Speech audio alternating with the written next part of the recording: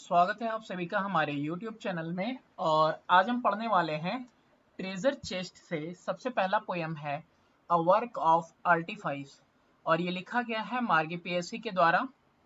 और इसका बैकग्राउंड ये है कि यहाँ पे ये जो बोनसाई ट्री है, इस बोनसाई ट्री का कंपैरिजन किसके साथ किया गया है? एक महिला के साथ किया गया है, लड़की के साथ किया गया है।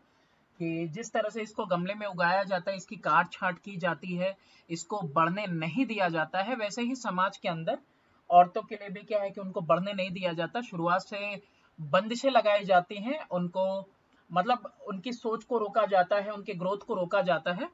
तो ये हम पोयम से देखेंगे कि किस तरह से पोयम बोनसाई ट्री के बारे में बता रहा है, लेकिन एक्चुअल में वो कंपैरिजन किसका है?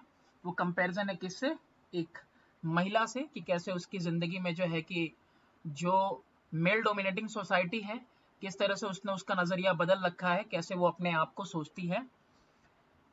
तो देखो, ये बोनसाई ट्री आपने देखा होगा कि गमले में उगा हुआ रहता है और ऐसा मतलब इसको लगाया रहता है काफी वक्त पुराने के बाद। जैसे एक्चुअल में बड़ा सा पेड़ दिखता है, वैसे ही एकदम बिल्कुल छोटा ये दिखता है गमले के अंदर। The bonsai tree in the attractive pot could have grown 80 feet tall on the side of a mountain till split by। बहुत ही सिंपल है, बिल्कुल जो है फ्री लाइंस में लिखी गई है ये कविता। तो यहाँ पे कह रहा है कि एक आकर्षक गमले में, अट्रैक्टिव पॉट में बोनसाई का पेड़ है ना। अगर वो एक पहाड़ के किनारे होता, कुड हैव ग्रोन, तो वो ग्रो हो सकता था कितना? 80 फीट टॉल, यानी 80 फीट तक लंबा हो सकता था अगर उसको किसी पहाड़ के किनारे लगाया गया होता। पहाड़ के किनारे यानी कि वादी घाटियों के साइड में, यानी जंगल वगैरह में कहीं लगाया गया होता ओपनली, तो वो जो है 80 फीट का हो सकता था, है ना, किसी माउंटेन के साइड पे आजादी के साथ। टिल स्प्लिट बाई लाइटनिंग, यहाँ पे ये भी है, कह रहा है कि जब तक कि वो बिजली से विभाजित ना होता तब तक, मतलब कोई बाहरी चीज उसको जो है कि नुकसान नहीं पहुंचाती। यहाँ पे ये कह सकते हो, इसका मतलब हो सकता है कि बाहरी चीज नुकसान ना पहुंचाती, बिजली वगैरह उसके ऊपर ना गिरती। तो एक बोनसाई ट्री जिसको एक छोटे से गमले में, अट्रैक्टिव आकर्षक गमले में लगाया गया है, वो खुली हवा में, खुली जगह पे 80 फीट तक लंबा हो सकता था। ठीक है। नेक्स्ट है कि but a gardener carefully pruned it, it is 9 inches high. लेकिन एक गार्डनर यानी कि एक माली सावधानी के साथ केयरफुली क्या करता है? उसकी छटाई करता है। यह कितना लंबा है? अब केवल 9 इंच ऊंचा, यानी 9 इंच लंबा है ये। Every day as he whittles back the branches the gardeners croon, तो हर दिन जब वो शाखाओं को काटता है तो माली क्या करता है? गुनगुनाता है। क्या गुनगुनाता है? It is your nature to be small and cosy, कि ये तुम्हारा स्वभाव है छोटा होना और कॉजी। लक्स कॉजी नाम सुना होगा, ये आराम का मामला है। कॉजी मतलब आरामदायक होना, डोमेस्टिक घरेलू होना, और एंड वीक मतलब कमजोर होना। हाउ लकी, अब देखो यहाँ पे उसको इतना तो कर ही दिया, उसके साथ उसको बता रहा है एकदम बिल्कुल अपोजिट बता रहा है, कह रहा है कितने खुशकिस्मत हो। अब यहाँ बता भी रहा है कि तुम्हारी प्रकृति है कि तुम्हें छोटा रहना है, आरामदायक रहना है, घर में रहना है, कमजोर रहना है।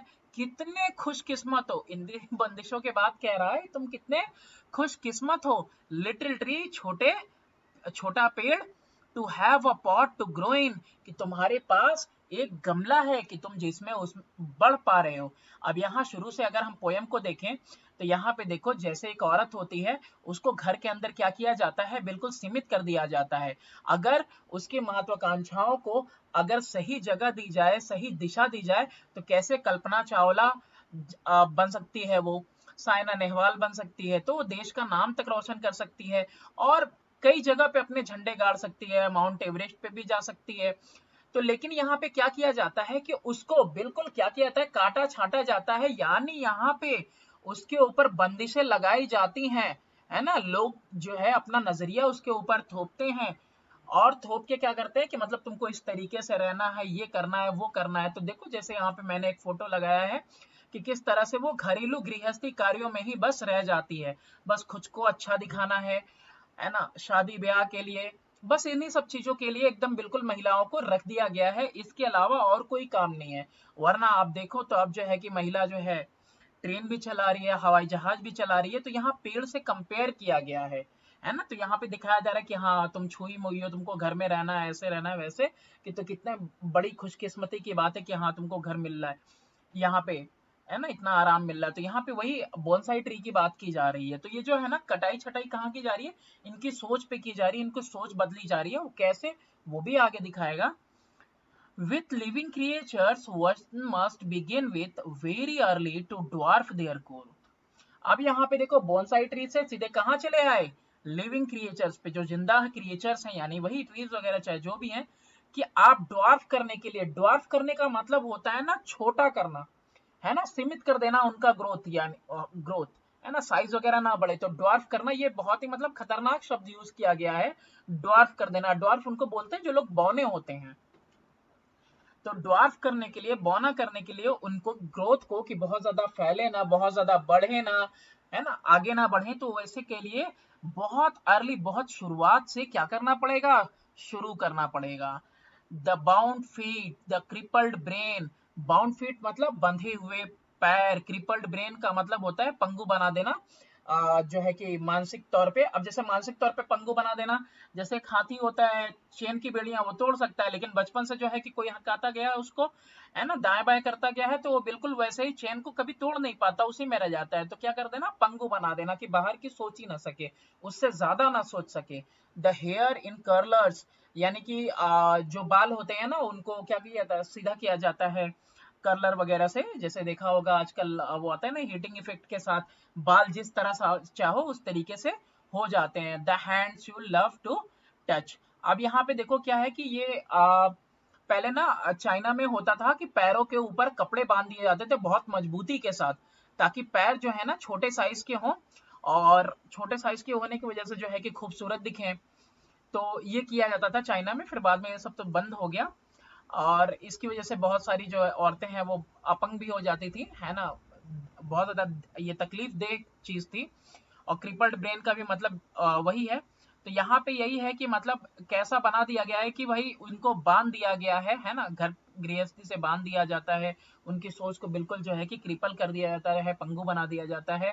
और जो है जुल्फे वगैरह उनको संवारनी है, उनको सोच वगैरह कैसी कर दी जाती है कि बिल्कुल हाँ, जैसे बोनसाई ट्री को आप छूते हो और आपको अच्छा लगता है, तो वैसे ही औरत कैसी है कि औरत को भी कोई छुएगा, मेनली जो आपका मेल डोमिनेटिंग सोसाइटी है, तो वो किस नजरिए से देख रहा है कि हाँ बस औरत किस चीज के लिए है, खूबसूरती के लिए है, बस इस्तेमाल करने की चीज है, घर में रखने की चीज है, इस तरीके से सजा से संवारने की, घर की रौनक है। तो यहाँ पे ये सारी बातें कंपेयर की जा रही है, ये सारी बातें की जा रही हैं, और किसके लिए है, ये एक औरत के लिए है जिसको कंपेयर किया गया है बोनसाई ट्री के साथ। ठीक है, तो इसमें यही बात कह रहा है कि देखो उसको अगर पंगु बनाना है तो बहुत शुरुआत से करना पड़ेगा, है ना, पैरों को बांधना पड़ेगा, दिमाग को पंगु बनाना पड़ेगा, ना बाल बाल वो सवारे, और जो है कि अपने आप को जैसे चाहे वैसे, मतलब जो भी कुछ हो सकता है खूबसूरत बनाने के लिए, वो अपने आप को क्या करे, बस खूबसूरत बनाए, ताकि जो है कि उसको लोग देखें, पसंद करें, और छूने में वो अच्छा लगे। जैसे देखने और छूने में बोनसाई ट्री गमले में आकर्षित लगता है, अच्छा लगता है, तो वैसे ही औरतों के लिए भी सोच हो गई है कि औरतों को बस वैसा ही होना चाहिए। तो औरतें भी अपने आप को बिल्कुल वैसा ही समझने लगती हैं, पंगु बन जाती हैं। तो वही बात कह रहा है, शुरुआत में ही कहा था कि और अगर उनको जगह मिले तो वो क्या कर सकती हैं, बहुत आगे तक जा सकती हैं। Thanks for watching, do subscribe and share my channel. Next video में आपको इसका